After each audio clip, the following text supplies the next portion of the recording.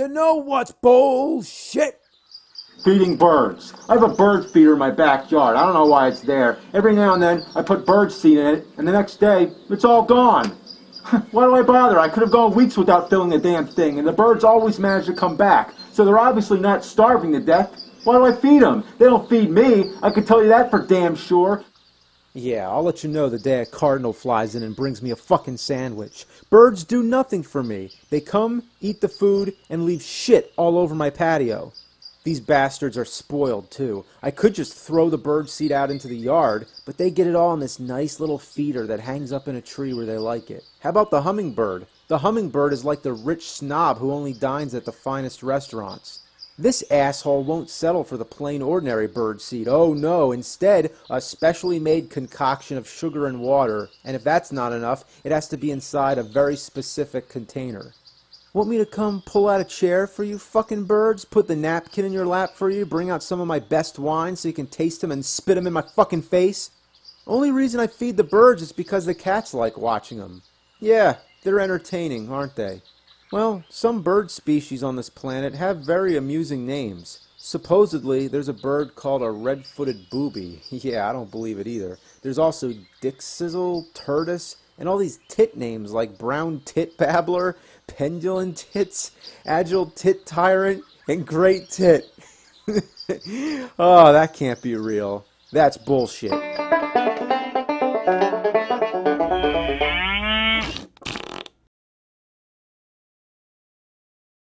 You know what's bullshit? Microwaves. Why do they beep all the time? Every time I push a button, beep beep. What's the point? Just to let me know I'm hitting the buttons? I can see on the digital screen what I'm pressing. I don't need a loud, obnoxious beep to let me know. I know this may seem like a minor complaint, but it's really starting to get on my nerves. My whole life, every microwave I've ever owned goes beep beep, beep beep. Microwaves are the noisiest kitchen appliance I own, besides a blender, and a blender has every reason to be loud. I'm not trying to wake anybody up. You know what I'm talking about. You might be living with roommates, it might be your parents. Whoever's in the house is going to hear beep beep, beep beep. I just want a little something to eat. I don't want the whole house to know what I'm doing. And then, when the timer's done, what does it do? Beep beep, just to let you know the food's done. As if I didn't remember, 2 minutes ago, I put food in the microwave. Maybe that'll be helpful when I'm 98 years old and I can't even remember if I took a shit that day. They should start selling beeping microwaves as an option. They could call them microwaves for old fucks. Why does it have to beep? Obviously, I'm just standing there waiting. It's 3 in the morning. I'm not going anywhere. Sometimes I wait till the timer gets to 1 second and I hit cancel just so I don't have to hear that shit. But you eventually have to reset the timer anyway, which makes it beep some more. Even if you look at it funny, it beeps. I give it the finger, it beeps, as if it's always cursing at me, the asshole. And don't go anywhere, don't set the timer for 2 minutes and think you can go do something else, because if you're not back in 2 minutes, it'll beep. 10 seconds later, it'll beep again. And again, just to remind you. And does it matter anyway? Does my food become warm at exactly 2 minutes? I don't know. It's mashed potatoes. I guess maybe 2 minutes, 30 seconds? It's just a guessing game. Who knows the exact time? Unless you're a fucking microwaveologist. If you are, maybe you can explain. What the fuck is a microwave anyway? And should I get a regular size wave? You tell me. It's a fucking box that makes stuff hot. How does that happen? Why does it make the food warm, but if I leave a metal fork in there, there's sparks and flames? What kind of sorcery is this thing? Takes 3 minutes to heat up a bowl of soup, but sets the foil wrap on my meatball sub in flames in a matter of seconds? Somebody invented it. It's called a microwave oven, and it's bullshit.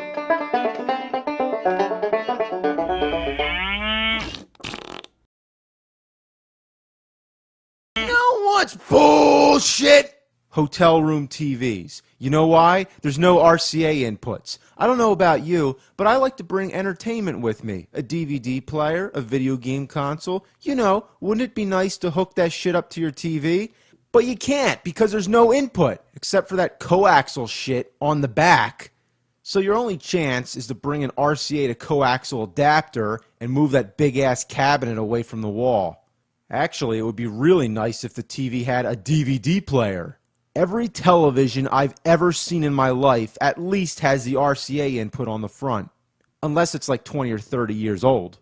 So let me ask, where do you find a TV that doesn't have RCA? Go to Best Buy, go to Walmart, go to Circuit City, any electronics store. I guarantee you will not find one. So, is there some secret factory that sells specially made hotel room TVs just to inconvenience their guests? There must be. And you know why they do it? Because they got you by the balls. They offer both movies and video games, but you gotta pay for them. That's how they get you. Nobody wants to just watch the regular television. There's like 10 channels and they all suck. Half of them are 24-hour advertisements for the hotel resort or local restaurant or some bullshit. It's more entertaining to stare at the picture of the lighthouse on your wall. Got a laptop? Great, go on the internet. Oh, fuck, you gotta pay for that too, right? It's not like you're gonna use it all day. Most of the time, if you're on business or vacation, the only reason you're in your room is because either you're sleeping or there's nothing to do. It's not like I want to pay just to have internet for 2 hours. So, fuck it. Break out the deck of cards, because that's bullshit.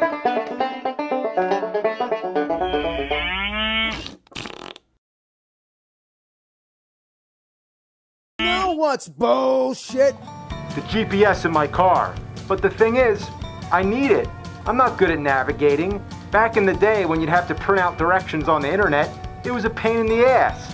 So then the GPS comes along and makes life easier. Well, almost. Sometimes it takes too long to get a signal. If the GPS doesn't know where I am, how the hell do I? Come on, are there space gremlins hanging on the satellites? So then I'm driving around and it sends me on the most back-ass roads possible. How did I get here? I didn't set it to avoid major highways or anything. It'll take you through someone's driveway, wherever it takes to get from point A to point B. If you're on a bridge, it expects you to turn off a road that's underneath the bridge. Really? You want me to crash through the guardrail and kill myself? So I keep going, and it keeps saying recalculating. Recalculating. Yeah. Recalculating. Shut up. Recalculating. It takes like 9 hours, and when it finally works, it tells me to turn on the road that's like 10 feet in front of me. Recalculating. Of course, it's too late. That's like split-second reaction time. So I pass the road, and what does it do? Recalculates again to another road without any advance notice. Recalculating. We could do this all day. Recalculating. Fuck you. Don't kill yourself. And I hate it when it falls off the window. The worst is those weight things that sit on the dashboard. I just don't like the idea. What if I get into an accident? I don't want this thing flying at me and smashing my fucking skull. Oh well, I can't go back to not using a GPS. I'm dependent on the damn things. But they're like creepy, artificial life forms that are in control of your destiny and could kill you if you were dumb enough to do exactly what they said. That thing on the windshield is bullshit. Recalculating. You know what's bullshit? iTunes. I listen to music just about every day. I'm always using iTunes. I've been helplessly dependent on this software for the past 10 years now. It's truly my digital jukebox, and I can't imagine my life without it anymore.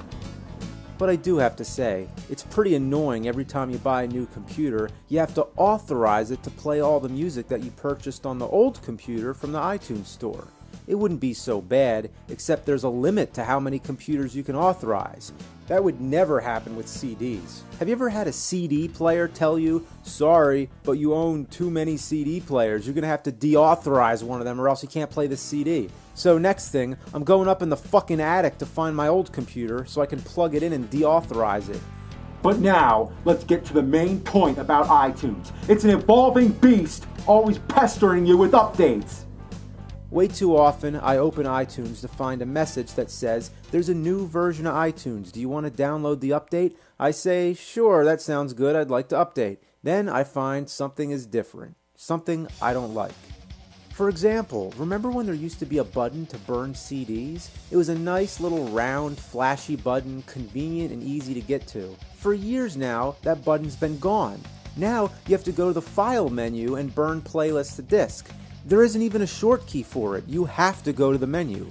I understand that not many people are burning CDs nowadays, but what made Apple decide that it was so obsolete they had to get rid of the button?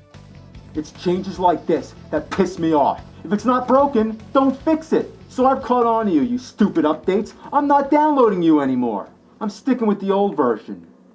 But then the message comes back. Oh yeah, it comes back to haunt you. You have no choice. One of these days, you're going to download it by accident. Even if you click that little checkbox to stop reminding you, all that means is that, say, it's asking you to download version 10.2.7, it'll stop asking you again for that particular version, but a week later when version 10.2.8 is out, it's going to start asking you again. Eventually, when you're suckered into updating, there's going to be all this new shit. Genius playlists? Nice. Now I gotta wait for iTunes to scan all my music so that I can create playlists based on songs that other users have that are similar to mine, whatever. You know what would be genius? To go back to the way it was! Now there's ping? What the hell's that? Every time they add something, it seems like it takes longer to boot up. Back in the day, I'd click iTunes, it would open. Now it bounces a few times, shows me a beach ball, and when it finally starts, it tells me it's searching for Genius results, accessing the iTunes store, updating playlist information, contacting Mars, raising shields, activating atomic soundwave booster, scanning for nuclear barracudas. How about just let me play my music and let that be it? You can flip through the album artwork now, all these unnecessary things just to look more impressive to the common dummy who sits there and goes, wow, that looks cool, I want to buy that. iTunes is turning into a monster. We all keep feeding it and it's been growing ever since. One day, all the albums are going to be hologram, flying all over the place. You're going to be able to listen to 10 songs at the same time. How did we get so far away from just dropping a needle on a record and letting it play? Cassettes, CDs. Remember when CDs first came out? It was like, damn, you don't have to rewind them. You can skip songs. You can put it on repeat or shuffle. And then one day, somebody looked at their CD in their computer and decided the two must come together. Like a caveman putting a stick to a fire, the computerized music format was born, and the digital devil's been pulling us deeper in ever since. I'll tell that devil to fuck off, stop updating iTunes, and say, that's bullshit. Know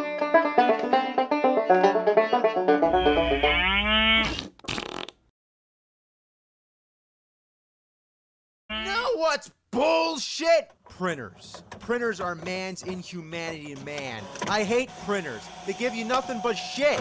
All I want to do is print out an email, some MapQuest directions, or a Word document. Black text on a sheet of paper. That's all. But no, the color ink cartridge is low on ink. Who cares about the fucking color? I'm just trying to print black. I shut the fucker off and I turn it back on and it keeps printing this garbage. What is this? I didn't ask for this. Follow these steps? You mean you can't just show it on the screen?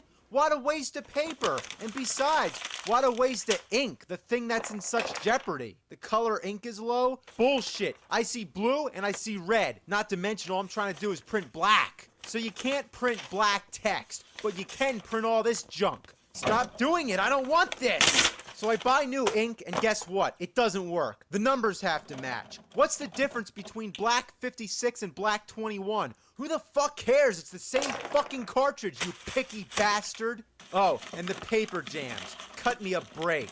That's bullshit.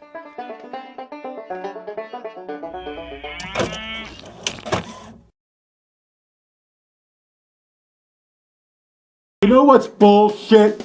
Warranties. You go to the store, you buy something, say a shitty pair of speakers for your computer, the cashier asks you if you want to buy a warranty with it. That should cover it against malfunction or defects or whatnot. You say, no, what's the point anyway? If you take out the box and there's something wrong with it, you can usually return it anyway.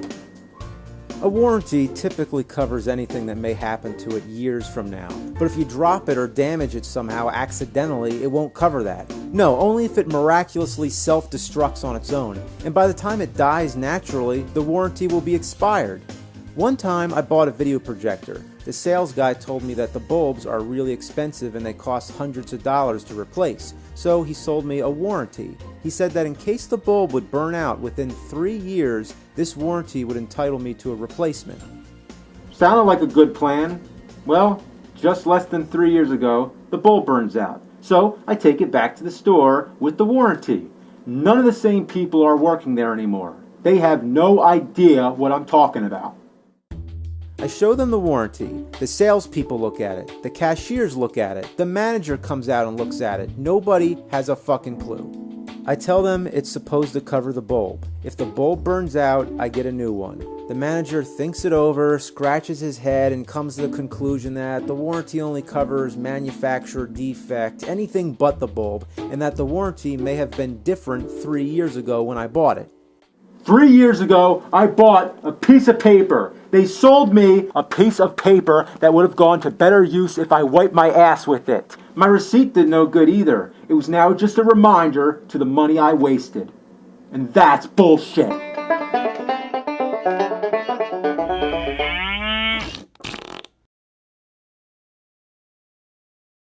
You know what's bullshit? Temperature. Yeah, temperature is bullshit. Why do we have to have it? Think about how often it controls your life. For example, food and beverages. There's stuff you gotta keep cold and stuff you gotta heat up. Isn't it a pain in the ass to use a microwave to reheat last night's dinner? You punch in some number and then you wait and then it's like, damn, it's still fucking cold. But there could still be a part in the same meal that's so hot it burns your fucking mouth. Especially potatoes. Potatoes are assholes. They're so unpredictable. Oh, and of course there's the weather. Don't even get me started. Right now, it's cold out. Yeah, it's fucking cold. But in a few months, it's going to be too hot. Yeah, and then it's going to be too cold again, and then too hot, too cold, too hot for the rest of our lives. You dress for the heat, you dress for the cold. It controls your damn life. Some animals can't even survive in the heat, and some can't survive in the cold. Well, how about just have one neutral temperature that satisfies every creature on Earth? Man, fuck the winter, fuck the summer, fuck being hot, fuck being cold. I don't like it. If I could talk to nature, I'd say, you know, I like what you've done. Space, that's fine. Time, that's fine. Temperature, that's bullshit.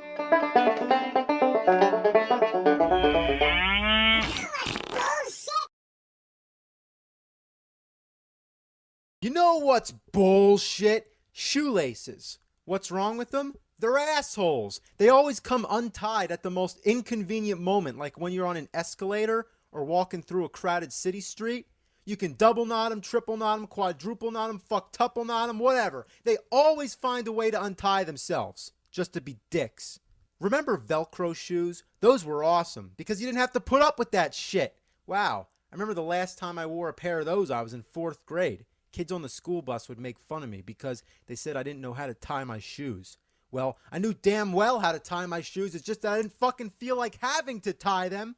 Remember bow biters? We should bring those back too. Or better yet, remember the movie Back to the Future 2? The self-lacing Nike shoes?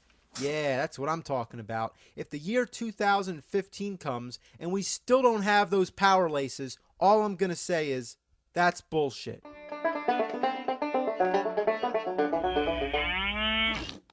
Bullshit.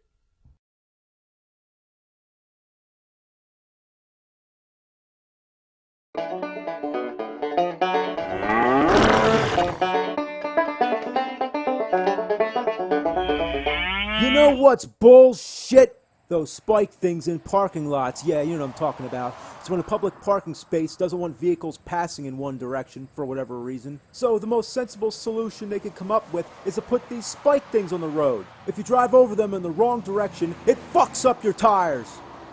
Nice invention. Think you went a little overboard there? It's like setting a mousetrap. It treats the common driver like a fucking house pest. I can imagine sitting there in my car with deflated tires. Like, sorry, I went the wrong way. Does the punishment fit the crime? Couldn't there just be a sign or a one-way barrier of some kind? Is it really a better idea to have cars stuck there with their tires ruined, having to wait for a tow truck to come and haul them away? What if the tires deflate slow enough so that the vehicle can get out onto the highway and then get into a fucking accident? Better to risk people's lives and property than to have someone going the wrong way in your parking lot. There actually exist plenty of websites that sell this shit. This one here flat out says they are designed to puncture the tires of offending vehicles. That sounds like a prank. If that's accepted and legal, then why stop there? How about a giant bucket that pours glue onto the car, and then fans that blow feathers all over it? How about springs that flip the car onto its top? How about Ewoks cutting down swinging logs that smash your windows, fatally wounding both the passenger and driver? And then the gremlins come and puncture the gas tank. Manic deranged werebears take their flamethrowers to it, and the whole fucking car explodes! That'll do it. That'll keep people out of your precious parking lot. Fucking assholes. That's not just bullshit. That's fucking bullshit!